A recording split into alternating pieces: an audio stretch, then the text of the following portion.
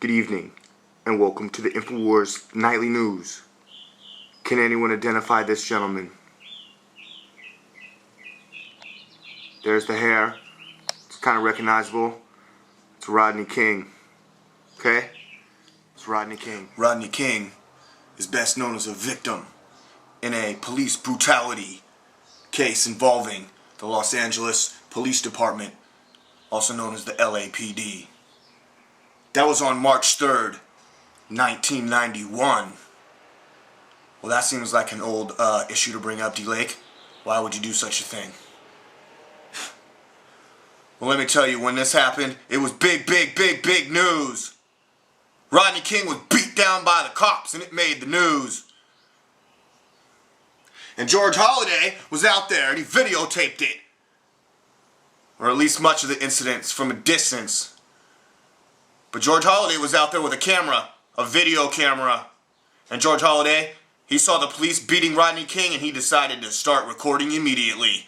And that's what DLAKE does when he gets fired up or when he sees something going on and when he cruises the streets.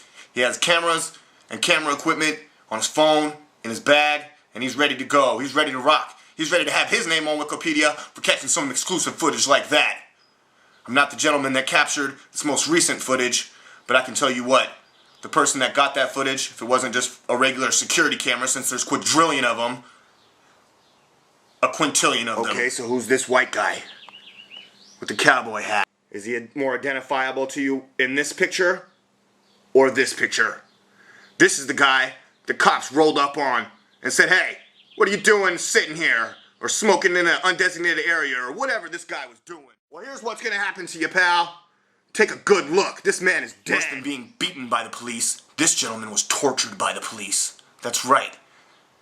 Let's take a look at the difference. Let's listen to the difference. Rodney King walked out with some bumps and lumps. Got to tell his story.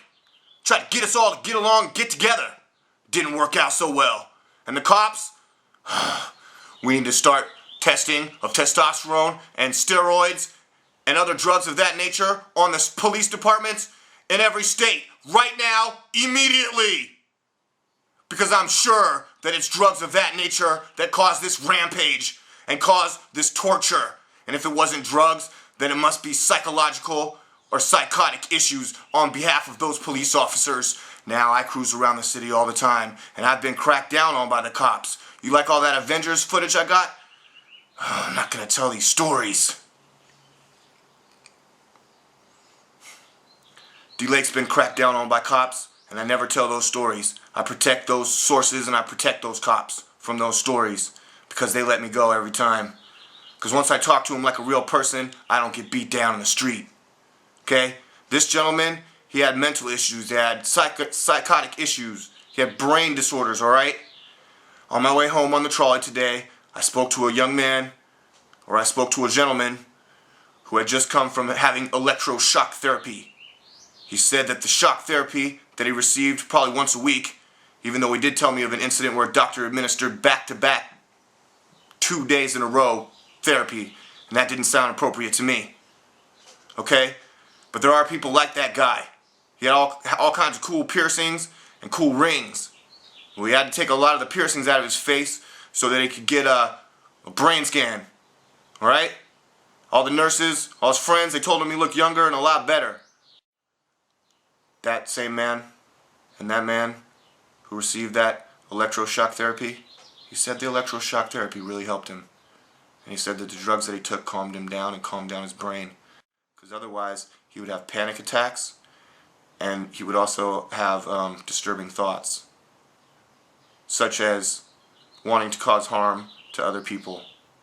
So if some crackpot scientists say that they developed some new scanner that's going to go inside your brain when you're in an airport or bus station or trolley station or some type of transportation meeting place or a stadium to watch a football game. Well, we're going to scan you, we're going to question you, and our scanners are going to infiltrate the inner workings of your brain. And if you have any issues whatsoever that are anything like that man that was living freely and introducing me to his fiancée on the trolley there,